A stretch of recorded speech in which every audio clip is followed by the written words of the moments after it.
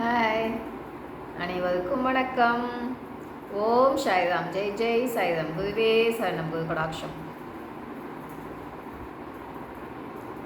மனமாற்றம் என்பது மிக மிக அவசியம். மனமாற்றமே நம் வாழ்க்கையை மாற்றக்கூடியது. சரிங்களா? ஏன்? தூய மனதில் பகவான் இருப்பார். ஆகையினால் பகவான் என்னென்ன சொல்கிறாரோ அதை கடைப்பிடிக்க வேண்டியது மிக மிக அவசியம். சரிங்களா? ஏன் மனதை தூய்மையாக வச்சுக்கணும்? இப்போது நம்ம உள்ளுக்குள்ளே எண்ணங்கள் ஓடிக்கிட்டே இருக்கு இல்லைங்களா? இப்போ ஒவ்வொன்றையும் நாமளாக இப்போ என்ன எண்ணங்கள் ஓடுது, இன்னும் 5 நிமிஷம் கழித்து என்ன எண்ணங்கள் ஓடும் அப்படின்னு இந்த எண்ணம் ஓடு அந்த எண்ணம் ஓடுன்னு அந்த எண்ணத்தை நாமளாக பிடிச்சிட்டு கொண்டு வந்து ஓட்டுறோமா, இல்லை தன்னால் ஓடுதா? சொல்லுங்கள் பார்க்கலாம். தானே தானே ஓடுது. அதுக்கும் நம்மளுக்கும் சம்மந்தமே இல்லை இல்லைங்களா?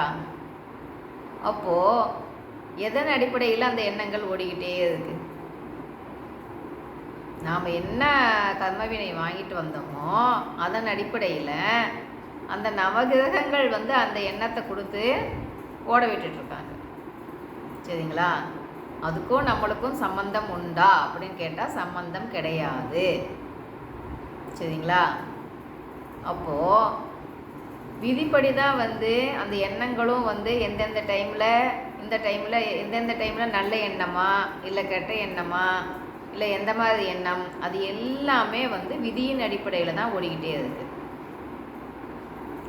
இப்போ ஒவ்வொருத்தருக்கும் ஒவ்வொரு மாதிரி எல்லாமே வேலை செய்யுது இல்லைங்களா? ஏன் அப்படி? அவங்கவுங்க வாங்கிட்டு அந்த கர்ம வினைப்படி தான் எல்லாமே நடக்கும். அப்போ அதை நாம் சேஞ்ச் பண்ணணும் அப்படின்னா என்ன பண்ணணும்? பகவான் சொல்கிறதையெல்லாம் கடைப்பிடிக்க வேண்டியது மிக மிக அவசியம். சரிங்களா? கண்டிப்பாக அதை அந்த எண்ணங்கள் ஓடிக்கிட்டே இருக்குது அப்படின்னா அதுக்கும் நம்மளுக்கும் சம்பந்தமே கிடையாது. விதியின்படி அதனோட வேலையை அது செய்யுது. சரிங்களா? அப்போ என்ன பண்ணலாம்? மனதின் தூய்மை என்பது மிக மிக அவசியம். இப்போ நாம் நல்லதை நினைக்கிறோமா கெட்டதை நினைக்கிறோமாங்கிறதுக்கு நாம் அதை கூட்டிகிட்டு வந்து எண்ணத்தை ஓட்ட விடவில்லை. அப்போது நாம் நம் மனதை தூய்மைப்படுத்தணுன்னா இப்போ என்னென்ன பண்ணணும் அப்படின்னு நாம் தெரிஞ்சுக்கிட்டோம் இல்லைங்களா? பகவான் சொல்கிறத தெரிஞ்சுக்கிட்டோம். அதை கடைப்பிடிக்கும்போது நல்வழியில் நாம் பகவான் சொல்கின்ற அந்த பாதையில் நாம் பயணிச்சுட்டு இருக்கும்போது நம்ம கர்ம வினைகளை பகவான் பறிச்சிடுவார். சரிங்களா? இன்னமும் வாழ்ந்துட்டு இருக்கோம். கர்ம வினைன்னு சொல்கிறாங்க, ஒன்றுமே புரியலப்பா, அதை எப்படி நாம் குறைக்கலாம் அப்படின்னு பகவான்கிட்ட கேட்கும்போது பகவான் இதுதான் சொல்கிறார். நீ ஆன்ம வழியில் நீ பயணம் செய். அப்படி செய்யும்போது நான் எதை சொல்கிறேனோ அதையெல்லாம் நீ கடைப்பிடிச்சிட்டே வரும்போது விதி விலக்கு அப்படின்னு ஒன்று உண்டு. நீ விதின்னு சொல்லி விட்டுடாத அப்படின்னு சொல்கிறார். சரிங்களா? அப்போது நம்ம என்ன தான் பயிற்சி எல்லாம் பண்ணாலும் நாம் அந்த மனதை தூய்மைப்படுத்துவது என்பது மிக மிக அவசியம்.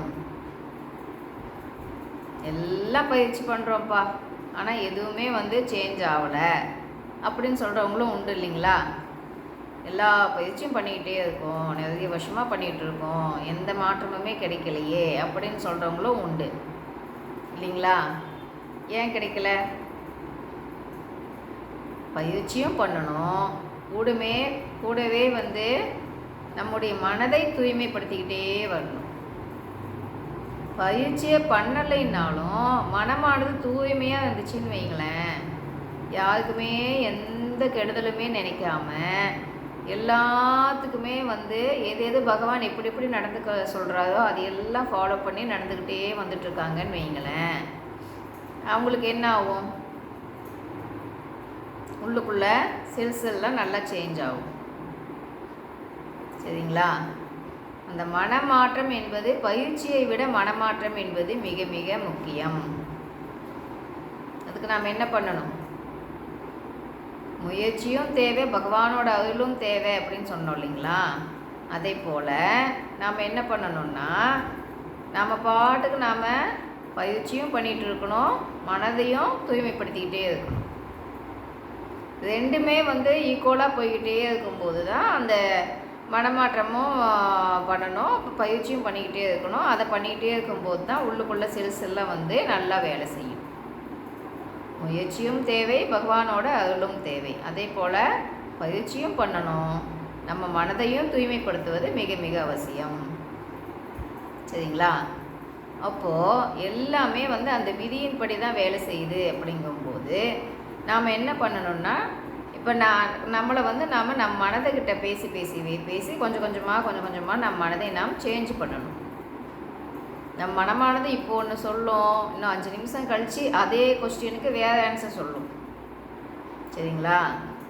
இப்போ ஒன்று சொல்லும், இதை செய்யாதப்பாங்கும். 5 நிமிஷம் கழித்து கேட்டால் அதை செய்யுங்க. அப்போ ஒரு முடிவான பதிலை மனம் சொல்லுமா அப்படின்னு கேட்டால் சொல்லாது. சரிங்களா? அப்போ என்ன பண்ணணும்? நாம் தான் முடிவு எடுக்கணும். ஒவ்வொன்றும் என்ன பண்ணலாம், நாம் சொல்கிறபடி தான் நம்ம மனது கேட்கணும். அந்த அளவுக்கு நம்ம மனதை ப்ராக்டிஸ் கொடுத்து தயார்படுத்தணும். சரிங்களா? அப்படி நம் மனதும் கூட நாம் பேசி மனமே அடங்கு அப்படின்னு சொல்லி மனம் கூட பேசிக்கிட்டே இருக்கும்போது தான், இப்படி இல்லை, இந்த வழியில் பயணிக்காத, அந்த வழியில் பயணிக்கணும், பகவான் சொல்கிற வழியை நாம் பிடிச்சிக்கணும் அப்படின்னு சொல்லி நம்ம மனம் கூட பேசிக்கிட்டே இருக்கும்போது தான் கொஞ்சம் கொஞ்சமாக அதை கேட்க மனமானது மாற்றம் அடையும். ஏன்னா சின்னதுலேருந்தே எப்படி வளர்ந்துட்டு வந்தோமோ அதே மாதிரி தான் அந்த குணாதிசயங்கள் எல்லாமே அது அப்படியே வந்துக்கிட்டே இருக்கும் இல்லைங்களா? திடீர்னு சேஞ்ச் பண்ணணுன்னாலும் முடியாது இல்லையா? அப்போது நம்ம பண்ணுற பயிற்சியே நம்ம மனதை கொஞ்சம் சேஞ்ச் பண்ணிடும்.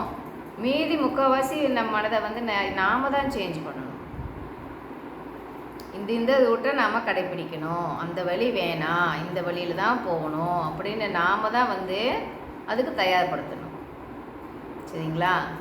அதுக்கு விதி விடுமான்னா விடாது. அப்போ என்ன பண்ணணும்?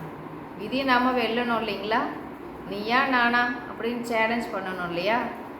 அப்போது என்ன தான் விடலைன்னாலும் நான் இப்படி தான்ப்பா பயணிப்பேன் அப்படின்னு நம்ம பகவான் சொல்கிற பாதையில் நம்ம பயணிச்சுட்டே இருக்கும்போது பகவானே நமக்கு துணையாக இருந்து எல்லாத்தையுமே பண்ண வச்சுடுவார்.